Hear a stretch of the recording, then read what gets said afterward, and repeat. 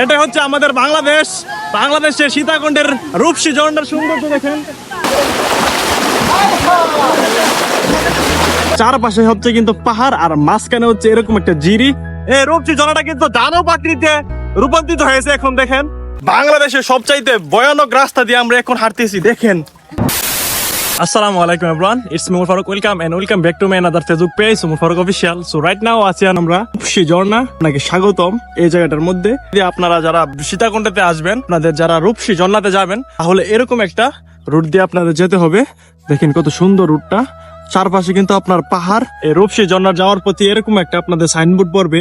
এই সাইনবোর্ডের মধ্যে আপনাদের লেখা আছে বিপজ্জনক চিহ্নিত পিছিল জায়গাগুলো এড়িয়ে চলুন, রাতে অবস্থান সম্পূর্ণ নিষেধ, মাদক দ্রব্য নিষেধ এবং ঝর্ণার পানিতে প্লাস্টিক বোতল পলিথিন একবারে কিন্তু নিষেধ এই জায়গাগুলা।